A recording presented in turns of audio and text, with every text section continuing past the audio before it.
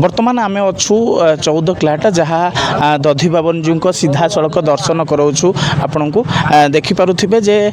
महाप्रभु जिते आसुले जहाँ हजार हजार भक्तर भिड़ थिला महाप्रभु को टिके देखापी झलक पाइबापी आम सीधा सड़क देखा चाहूँ महाप्रभु को जे दर्शन कराइबू आपण को दधि बाबन जी जहाँ प्रत्येक समय यही अंचल आराध्य देवता कहले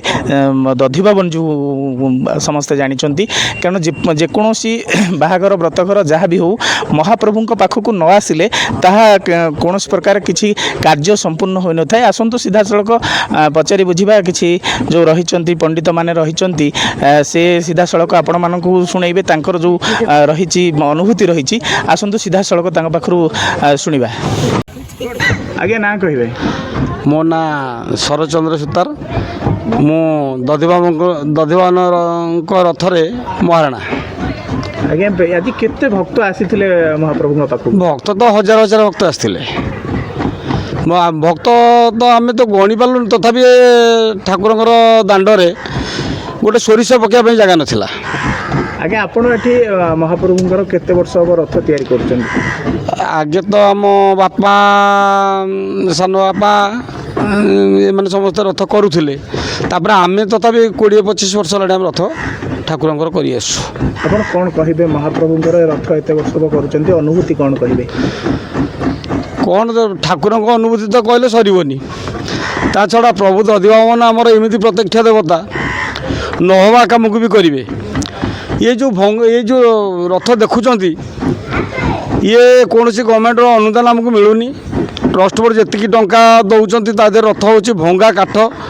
मोर अनुभूति ये चक भांगी जाइए अख भांगी जाइए प्रभु दधिबाबन ये रथ को लेकिन आसी पूरा सिंहद्वार में पहुँचे देती सेटा आज्ञा मोर एमती कि अख भांगी चकटा ठाकुर नष्ट होती से भंगा काठ को आनी दधिबाबन लगे ताठार बड़ अनुभूति मुझे कहीपरि कि सी ही सबकि करें कि आम जहाँ कम करवा करुँ आज्ञा परिचय कहे जय दधि बाबन जी मु पूर्वतन डेपुटी मैनेजिंग ट्रस्टी मो ना हूँ कैलाश चंद्र मिश्र आ ठाकुर सेवक आज महाप्रभु पाखे हजार हजार भक्त समागम महाप्रभु पाखे हजार हजार भक्त तो महाप्रभु होती बहु पुराणा काल ठाकुर श्री श्री इष्टदेव दधि बाबन इटी जो निकट में ब्राह्मणी नदी रे से आम जहाँ किंवदंती शुणीचु ठाकुर भासी भासी आसुले धीवर मान पाहिले आठी बहुत गाड़ी यात्रा हुए बहु लोक समागम होती फुल्लेन्दीवरकान्तमिन्दु वदनं ब्रहावतं सम्प्रियं शिवच्छङ्गं मुदारकौस्तुभधरं पीताम्बरं सुन्दरं गोपीनाङ्नयनत्पलाचिततनो गोगोपीसङ्गावृतं गोविन्दं कळवेणुवादनकरं दिव्यङ्गभूषं भजे जय जय श्री दधिबाबन देवाय नमः श्री दधिबाबन देवाय नमः श्री श्री दधिबाबन देवाय नमः मु श्री सत्यानंद मिश्र आउ दधिबाबन पूजक आज हूँ पवित्र बड़ एकादशी रथ पर महाप्रभुंर अधरपणा नीति वर्तमान चली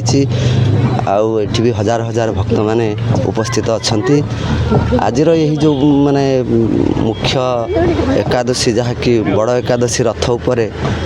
महाप्रभु रथारूढ़ होती आज अधरपणा नीति सुनावेश वर्तमान राति 9टा पर्यंत रहिब सुनावेश रहिब तापर प्रभुंकर सुनावेश खोला है बड़ सिंगार वेश हम तापर बड़ सिंगार नीति हम बड़ सिंगार नीति पर जाकि पलंक लगी हम रथर आज कार्यक्रम शेष हम देवत पात्र सोशल वर्कर जन जिला प्रतिनिधि मीडिया लाइन कौन कौन कौन कहे महाप्रभु दर्शन सरला महाप्रभु होचंते विद्यमान जहाँकि हूँ तमाल शासन दधिबाबन जी ये पीठस्थली ये विजयस्थली रे समस्त आबाल वृद्ध वनिता समस्त एकत्रित एक वाक्य प्रभु को समर्पण आह्वान होकर आसी प्रभु समस्त दुख शुणी था आपण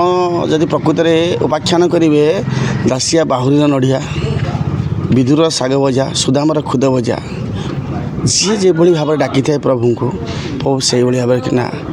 ଦେଖା ଦେଇଥାନ୍ତି। ଭାବକୁ ନିକଟ ହରି ଅଭାବକୁ ଦୂର। ସେଠି ଭାବ ଥାଏ ସେଠି ପ୍ରଭୁ ଥାଆନ୍ତି। ଏ ତୁଳସୀ କ୍ଷେତ୍ର ପବିତ୍ର ପୀଠ ପବିତ୍ର ସ୍ଥାନ ଯାହାକି ସିଦ୍ଧ ବଳଦେବଜୀଉଙ୍କ ମାଟି। ଆପଣଙ୍କର ଏ ଅଞ୍ଚଳରେ କେନ୍ଦ୍ରାପଡ଼ା ଜିଲ୍ଲାରେ ସବୁ ସ୍ଥାନରେ ରଥଯାତ୍ରା ଚାଲିଛି, କିନ୍ତୁ ତନ୍ମଧ୍ୟରେ ଦଧିବାବନଜୀଉଙ୍କର ତମାଳ ଶାସନରେ ଇଏ ହେଉଛି ପ୍ରଭୁଙ୍କର ପୀଠସ୍ଥଳୀ। ଆପଣ ଦେଖନ୍ତୁ ହଜାର ହଜାର ଭକ୍ତ ଆସନ୍ତାକାଲି ଥିଲେ, ଆଜି ପ୍ରଭୁଙ୍କ ଦର୍ଶନ ନେଉଛନ୍ତି। ପ୍ରଭୁ ବର୍ତ୍ତମାନ ଏକାଦଶୀ କରିବେ, ତାପରେ ନୀଳାଦେବୀ ଯେ ହେବେ, ଏଇଭଳି ଭାବରେ ପ୍ରଭୁଙ୍କର ଖେଳାଳୀଳା ଚାଲିଛି ଆଜ୍ଞା।